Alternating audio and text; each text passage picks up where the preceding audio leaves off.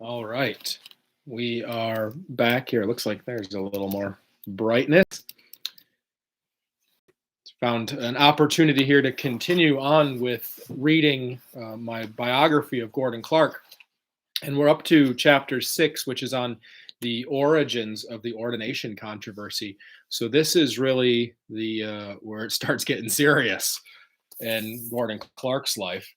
Wanted to mention a couple other things. So I'm wearing like 4 shirts right now. It's a little bit cold outside and even inside, but a very good evangelistic opportunity is these first snowfalls, and half the people are outside shoveling snow. So go around, talk to them, invite them to church, and maybe you'll have some good fruit of those conversations. But let's continue with the biography. I'm going to read just part of this chapter this time. We'll read from page 75 up to, let's see, where was it? Up to page 85, I think it is.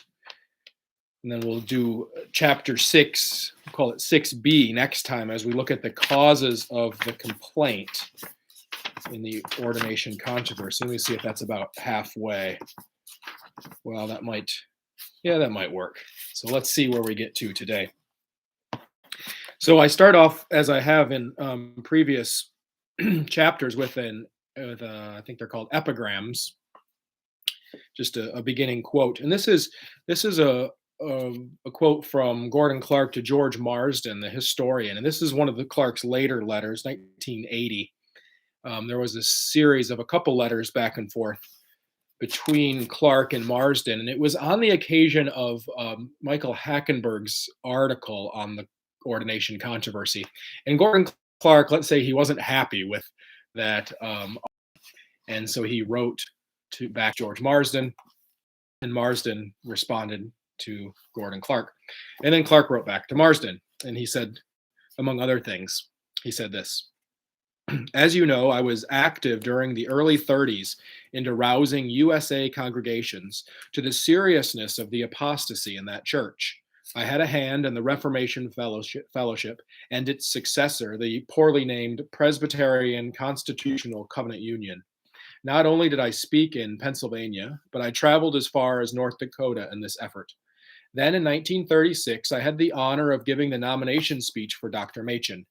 For the next 7 or 8 years, I taught in Wheaton, where I recommended with some success that ministerial students should attend Westminster rather than Dallas or elsewhere. This led to my forced resignation. Because of my continuing interest in this work, I decided to apply for ordination. To my utter astonishment, instead of being welcomed, I met hostility. It was I who, with 2 others, had brought charges of heresy against the Auburn affirmationists when the Westminster faculty excused themselves. My reaction was not so much anger as utter stupefaction and confusion. That shows you some of what we've seen so far is that Gordon Clark, born into this Presbyterian tradition and active in it, and one of these active members for Reformation and one of the founders of the Orthodox Presbyterian Church, was very surprised here as we come to his ordination, surprised to find opposition to that when he had been very much welcomed, when he's been beneficial to individuals, but suddenly when he's considered not beneficial or perhaps even a threat to them, they are now opposed to him. By they, I say mostly the professors at Westminster Seminary. So we'll continue. In the aftermath of the trying events which culminated in his resignation from Wheaton College, Gordon Clark looked into a number of career opportunities back in his home city of Philadelphia. Although he had job prospects at Valparaiso, was Philadelphia the location of Westminster Theological Seminary, which trained ministers for the Orthodox Presbyterian Church, of which Clark was a member. But the city was also the site of a planned Reformed Christian university, where Clark was a strong candidate to be hired should it materialize. Clark considered each of these schools as desirable places for employment. But he first turned to the Reformed Episcopal Seminary in West Philadelphia, where he had previously lectured part time in the early 1930s, while concurrently serving as an instructor at the University of Pennsylvania. During his job search, Clark wrote to his good friend and RES professor Robert Knight Rudolph, saying, I consider a place in your seminary as the most satisfactory solution to the situation. Clark's involvement in the church also presented pastoral ministry as a career option. While troubles were besetting him at Wheaton, he thought God might be leading him down the path to ordination. The two denominations he considered were the Orthodox Presbyterian Church and the Reformed Episcopal Church. Without much deliberation, however, he chose to stay with the OPC rather than apply to the REC. Clark's admiration for J. Gresham Machen, the late founder of the church, greatly influenced this decision. Clark imagined that if he were ordained in any other church, then members of the OPC might view his choice as an abandonment of the fledgling denomination and of Machen's vision for a renewed conservative Presbyterian church. Foreseeing his fate at Wheaton College, Clark had started the process of working towards ordination almost a year prior to his resignation. And that'll become an important point. This isn't a sudden thing. He had already been working on it for over a year. On May 9, 1942, he sent a letter of application to the OPC's Presbytery of Philadelphia, requesting that they ordain him to the gospel ministry. Although he knew seeking ordination after the age of 40 was unusual, he had good reason to seek it nonetheless.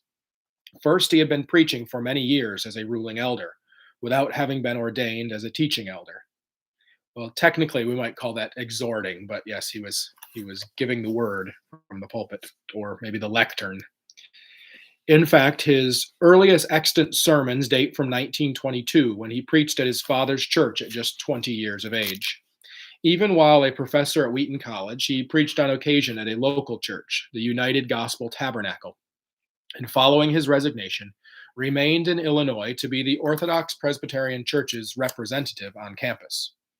Further good reason to seek ordination was the likelihood that he would be more warmly welcomed as a pastor in a Presbyterian church than as a professor at the colleges he had worked for, Penn and Wheaton, where his strong Calvinist convictions had made him an outsider.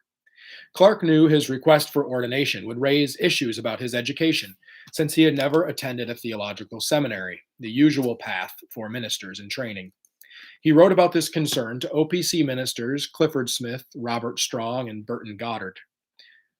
And he said this, about a year ago, I wrote confidentially and tentatively to Paul Woolley, an elder in the OPC and a faculty member at Westminster, about the wisdom of seeking ordination from Philadelphia Presbytery.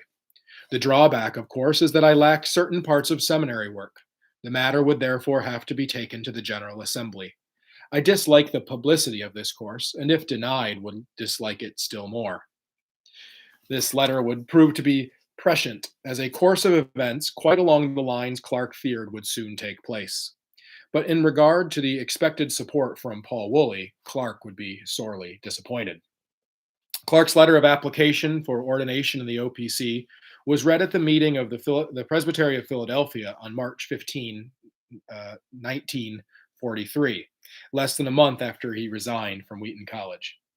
He had applied for ordination 10 months previously, but while he was still employed at Wheaton, the urgency for ordination was not high, and so he did not put pressure on the Presbytery's relatively slow timetable. But once he had resigned and was on the job market, the ordination process was jump-started. The OPC formally reviewed his application on May 18, 1943, when the Philadelphia Presbytery's Committee on Candidates and Credentials conducted an examination.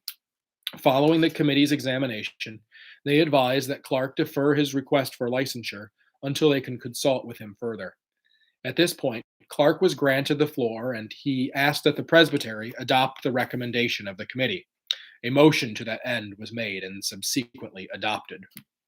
Now, you'll see I'm a little bit pedantic in going through this, but I wanted to be very clear in this chapter of precisely what happened, and I used the Presbytery's actual minutes. I was able to access Philadelphia Presbytery's minutes as well as the OPC General Assembly minutes, and make it precise here, not leave any open questions. I wonder if my camera here needs. Clark's resignation from Wheaton College brought considerable visibility to his theological views. Consequently, some ministers in the OPC were concerned about the possibility of inviting controversy into their own denomination. At Wheaton College, Clark's adherence to strict Calvinist views and his dedication to the Westminster Confession of Faith generated controversy. But within the OPC, which required subscription to the system of doctrine in the confession as the ordination vow, Clark had reason to expect that his views would be more warmly welcomed. The presbytery's delay in granting Clark's request for licensure was an inconvenience, of course, but it did not appear to Clark to be an impassable barrier to his goal of ordination. Reverend Richard Weiler Gray, an OPC minister, believed Clark's ordination process would soon move forward. In a letter to Clark of July 9, 1943, Gray wrote, "I regret the stupid action taken by the Philadelphia Presbytery on your request for licensure and ordination. I trust that the situation might be ironed out satisfactorily." Whatever the presbytery's decision, Clark was determined to preach the gospel. To Reverend Gray, he replied, "The committee also judged that I did not have a call to the ministry. Whether they were within their rights in making such a judgment remains to be seen. But I will not discuss the matter except to say that I have, in my own way, been preaching the gospel for the past 6 years at least, and it is that has gotten me in trouble. And I shall continue to preach the gospel in any way I can do it best, whatever the committee, presbytery, or general assembly does or does not do. I feel I could accomplish more if I were ordained." Almost 7 months passed between Clark's first examination and the time his name again appeared in the Presbytery minutes. At the Presbytery of Philadelphia on January 17, 1944, it was moved and carried for the Committee on Candidates and Credentials to seek a personal conference with Dr. Gordon H. Clark in the matter of his application for ordination prior to the March meeting of Presbytery. A possible early sign of the trouble occurred when Reverend E.J. Young, professor of Old Testament at Westminster Theological Seminary, had his dissent from the action recorded. At the March meeting on March 20, 1944, the Committee on Candidates and Credentials reported that Clark had been examined for the purpose of considering his experimental knowledge of religion and the motives which influence him to the sacred office. They also reported that Clark had passed examinations in Greek, English Bible, and church history, and that he had requested a waiver of the requirement of 2 years' study in the theological seminary and knowledge of Hebrew. The Presbytery minutes note that Clark's examinations raised in particular to his doctrine of miracles and of God. They noted also that in Clark's upcoming theological examination, he should be examined with particular care on these points. With a motion passed, Clark was enrolled as a candidate for gospel ministry. He was then examined in theology. A motion was then made to refer the licensure of Dr. Clark to the General Assembly for advice. A substitute motion was made that Clark's examination in theology be sustained. The substitute motion carried, and so a vote was taken. The vote returned 15-13 in Clark's favor, but this ratio was short of the 3/4 majority necessary to waive the requirement of seminary education and knowledge of Hebrew at the presbytery level.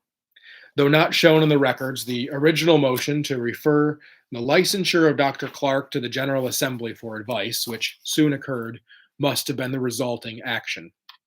Both E.J. Young and Robert Strong were granted the privilege of the floor to make statements relative to the case of Dr. Clark, but neither of their statements were recorded. An additional adjourned meeting of the presbytery was conducted just 10 days later on March 30, 1944. At this meeting, a motion was passed deeming satisfactory Clark's examination in English Bible, church history, and Greek. Clark received his chance to be reviewed for a waiver on the requirement of seminary education and knowledge of Hebrew at the 11th General Assembly of the OPC, conducted from May 16 to 19, 1944. At this assembly, a motion was made that, in view of Dr. Clark's academic record, remarkable gifts, and personal piety, all of which demonstrate his exceptional qualifications for the ministry, the General Assembly advised the Presbytery of Philadelphia to waive the requirement in Hebrew and 2 years of formal theological study. The motion was approved, and a vote of 45 to 13 confirmed Clark's appeal. On the final day of the General Assembly, however, resistance to Clark's ordination arose in a written protest formally submitted by 3 elders. It was argued that the waiver was made without discussion of the evidence concerning Clark's theological examination. It's interesting there that at the General Assembly, he was approved 45 to 13 on that waiver. I think that was the same number, 13, in the Presbyterian of Philadelphia. I don't think that would be an exact same people, but I'm sure many of the same people. So I think something I didn't point out here in the book, it looks like on a denominational level, Clark had perhaps more approval than in the presbytery level. And so we again see what's going on in the presbytery. It's the Westminster faculty who are opposed to him. The other ministers aren't finding trouble with him. In fact, what you see in the church like the OPC at that time, and pretty much any church, is that ministers are going to have differences of opinions on a lot of theological questions. And so there has to be a certain amount of charity given in presbytery examinations. And so I like what they said here about him being particularly gifted and well trained, despite missing some of the hurdles that are usually required for ordination. But Lindsay says, good morning, Lindsay Brooks. Good to see you. And Charlie Ray has been watching, or perhaps is watching as well. So good morning to you all. I never make a announcement that I'm going to be recording. I just sort of, when I find the time, launch online, just launch right into it. That's how life goes. So let's continue. We got, we'll do about 5 more pages, as I want to break this chapter up a little bit. The next section is called the Program for Action in Clark's Ordination. Clark's request for ordination brought up greater issues regarding the structure and organization of the OPC and contributed to the creation of factions in the church, even before the General Assembly met to vote on his appeal. Just days prior to the OPC's 11th General Assembly, a group of 4 ministers, Edwin Ryan, Richard Weiler Gray, Robert Strong, and Cliff Smith, had met to form a party of resistance to oppose what they perceived as the Westminster faculty's centralization of control of the church. On May 11, 1944, these ministers sent a program for action to a select group in the church, asking for support on a number of objectives, 4 general and 4 specific. The general objectives of this program, briefly, were to 1, emphasize the church's ideals of combating modernism and promoting evangelism, and to oppose anyone working against these ideals. 2, to cooperate with other conservative Christian groups. 3, to keep alive scriptural principles regarding the expedient use of Christian liberty. And 4, to recognize the primacy of the church above all parachurch agencies and organizations. To meet these ends, 4 specific objectives were formulated and likely set in desired chronological order.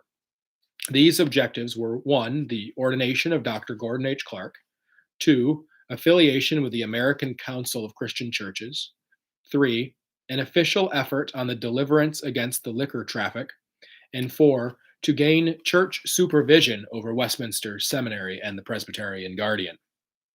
Though Clark's ordination was a specific objective of the program for action, Clark himself was not involved in writing the document.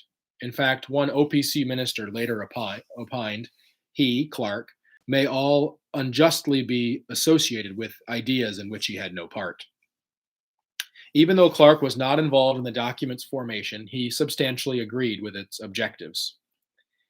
In the time between Clark's first meeting with the presbytery and going to the General Assembly for approval of the waiver regarding seminary credentials and the knowledge of Hebrew, there was plenty of time for ministers in the church to consider the impact of Clark's addition to their ranks.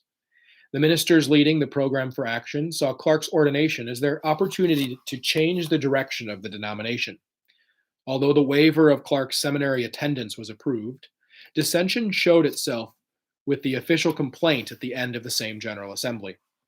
By the time the Presbytery of Philadelphia met again to consider Clark's ordination on July 7, 1944, much had already been said on the topic, both publicly and privately. Clark, although hopeful of ordination, still kept other options open. In fact, the Presbytery meeting to consider his ordination was a special session scheduled to coincide with his visit to Philadelphia on other business. Most likely, Clark was visiting the Reformed Episcopal Seminary to discuss a teaching position. The special session was the best attended session in the history of the Philadelphia Presbytery. This reflects the fact that Clark was a popular as well as polarizing figure. At the meeting, Ned Stonehouse, professor of New Testament at Westminster Theological Seminary, led the standard questioning regarding the Westminster Confession of Faith, and the elders present conducted more specific questioning on Clark's views. In the end, a vote of 34 to 10 approved Clark's theological examination. A similar vote of 32 to 10 approved waiving the requirement for 2 years of attendance at a theological seminary, confirming the exemption the General Assembly had granted. The final hurdle was for Clark to take an examination to prove his knowledge of the Hebrew language. Although he had studied Hebrew in college and prepared prior to the examination, he was not particularly able in the language, having greater proficiency in Greek, French, and German, as well as English, we might add. He asked the presbytery if he might read the first chapter of the book of Genesis in Hebrew to prove his capability in the language. His reading satisfied the presbytery by a vote of 30 to 10. Having passed all examinations, he was then licensed to preach.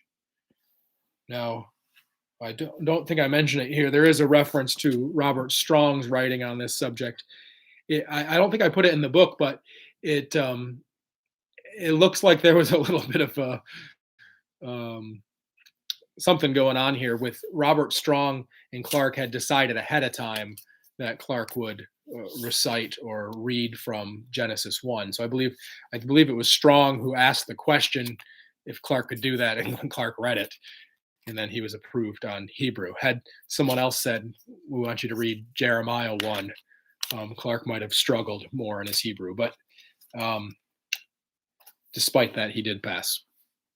The following month, more than 2 years after Clark had first applied for ordination, the process was finally complete. On August 9, 1944, he was ordained as a teaching elder in the Orthodox Presbyterian Church by the Philadelphia Presbytery into the Calvary Orthodox Presbyterian Church in Willow Grove, Pennsylvania, a congregation where Robert Strong was pastor and where Cornelius Van Til attended. Carrying on the tradition of his father and paternal grandfather, Clark had become an ordained minister. And that's an important thing to note here, that he was ordained. And if you see there was some struggle there. And these were just sort of smaller initial struggles, and he was ordained. What we see now, we'll see the complaint coming and the people who are opposed to his ordination. But we always have to keep in mind that this came after he was actually ordained. So it wasn't even really during the initial ordination process, although they had their chances. But now they sort of rise up at Westminster and complain against Clark. And then we'll see in later chapters, they'll complain against anybody who was a student of Dr. Clark's or might share some of his views. So we get to the complaint, which I'll read just a bit of. And then next time when I try to come back here, Lord willing, we'll get to the causes of the complaint. And I think that's a particularly interesting section because at least one of them that I mentioned there is fairly new, I think, to Presbyterian historians. It's not something that I've read about in any other book, nor anything that that I've heard from others, but it came from Clark's letters, and that's related to the alcohol issue still ongoing at the seminary, which many know that alcohol was an issue when the Bible Presbyterians left in 37, but perhaps few know that it continued to be an issue at Westminster in later years. So we'll move on to the complaint now that Clark is ordained. It seemed from the outside that Clark might be able to settle into a calm career as a minister of a small church or a professor at a seminary. But inside the OPC, dissension had been brewing for some time. This dissension came to a head as 12 elders lodged a complaint against Clark's ordination. The complaint was read at a meeting of the Presbytery of Philadelphia on November 20, 1944, just 3 months after his ordination. The complainants were not just any elders, but included 5 of the faculty of Westminster Theological Seminary: R.B. Kuyper, Ned Stonehouse, Paul Woolley, Edward J. Young, and Cornelius Van Til. The complaint, as the document was called in short, argued firstly that Clark's ordination was approved at an illegal presbytery meeting, necessitating its nullification. But of greater substance, the authors of the complaint took issue with 4 of Clark's theological positions. The complaint gave rise to a series of events which were given the name the Clark Case in the denomination's unofficial journal, the Presbyterian Guardian. More commonly, though, the struggle came to be known as the Clark-Van Til controversy, after the 2 primary theological antagonists. I say theological antagonists because you'll see Van Til's almost not involved, but his theology is behind it. In the words of OPC historians D.G. Hart and John Meether, it was the greatest theological debate that has ever occurred in the denomination's history. This, however, is a bit of a misnomer. Although the theological issues became topics of great discussion among members of the church, no formal debate was ever actually held. Clark must have been somewhat surprised that some of the faculty members of Westminster Theological Seminary would find cause to complain about his organization. He had been the commencement speaker at Westminster in 1941 and had for years been successful in encouraging graduating Wheaton College students to attend seminary there. In fact, at the time of the complaint, Westminster had a considerable number of former Clark students enrolled. A Wheaton College alumni magazine from 1944 lists 13 Wheaton graduates then enrolled at Westminster, approximately 1/4 of the seminary student body. In addition, at least 5 other Wheaton alumni had recently graduated from Westminster, many of them from the freshman class of 1939. In fact, 6 of the 7 members of that class had also participated in Clark's Creed Club at Wheaton College. Even if the faculty at Westminster had never read a word Clark had written in formal publication, they would have learned much of his philosophy secondhand from Clark's former students. Also of surprise to Clark was that Paul Woolley had signed the complaint. Clark had written to Woolley when he applied for ordination, saying, "In view of our friendship for the past 10 years, and to conclude a matter that has been revolving in my mind for a little while, would you be so kind as to join with Bob Strong in presenting the enclosed paper to the Philadelphia Presbytery?" Clark trusted Woolley with giving his application for ordination to the Presbytery, and believed at that time that Woolley would support him. Clark even had reason to think that Cornelius Van Til might support his ordination. While dealing with the difficulties at Wheaton, Clark received a letter from OPC minister Robert Strong, which showed how Van Til appreciated Clark's influence on students' decision to attend Westminster. Strong wrote this: "Let me report some of the things that were said last night about developments at Wheaton. Van Til was especially outspoken in his regret at the course of events. He paid the highest tribute to your work out there, pointing out that the Wheaton group at Westminster is at the seminary because of your influence, and that, whereas he used to have to spend a large part of his time in the first year in rooting out Arminian notions from Wheaton-trained minds, now, thanks to you, the Wheaton men come Calvinists already." In the same letter, Strong thought Clark's ordination would be a sure bet, saying, "Now, about your ordination, I think we could put that through all right. Your prestige in our group is very high. All recognize that you have selflessly served the cause. If it is your judgment that you are now ready for the step of ordination, there'll be mighty few who won't be ready to go along wholeheartedly. I cannot think that anyone will impugn your motives. Instead of that, the men will rally around a man who has stood to his guns in a hard place of battle. That's my judgment." So why the sudden change? Why the complaint? It seemed Clark had support of the church. He certainly had strong support. Paul Woolley had been a friend, and even Cornelius Van Til had expressed appreciation of Clark's influence on incoming students. So there were, as will be seen, multiple factors which gave rise to the composition of the complaint. And we'll get to those next time. The four, I think I have it, four causes of the complaint, which is Van Til's concern about Clarke's philosophy,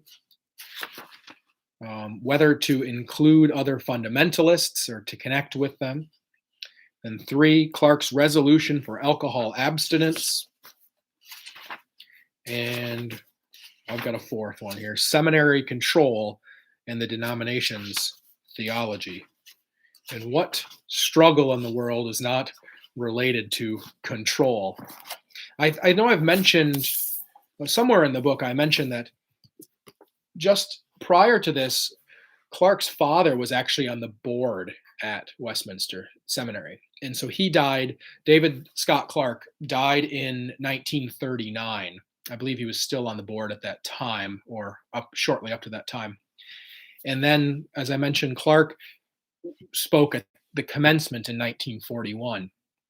So here at his ordination in 44, there was a strong history of Clarke backing Machen, being friends with him, supporting the college, the seminary in many ways. And while some dissension between Clarke and Van Til had been going on for some years, it seems that this period from, say, 1942 to 44 is where things change. And we'll look at that when we look at those causes. And one of the things we'll see there is that Clarke published a number of articles, and I think a couple of them were actually in the Westminster Theological Journal. Others were in publications, Evangelical Quarterly in London. And these presented some of his views that Van Til and others then had specifically written out, so they could actually complain about these and quote from them. And then then all heck breaks loose in this discussion. So perhaps that's about it. I'm trying to think if there's anything else that's a little shorter than normal.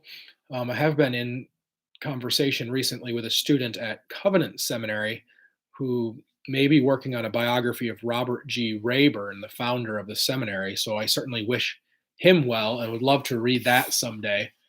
As I was mentioning to him, the student, that Rayburn's situation, from very little I know about it and a little bit more I learned in our conversation, Rayburn's situation is interesting because apparently he was pushed out of the PCUSA, not at the same time as Machen and Buswell and Clarke and others, but sometime like 1948.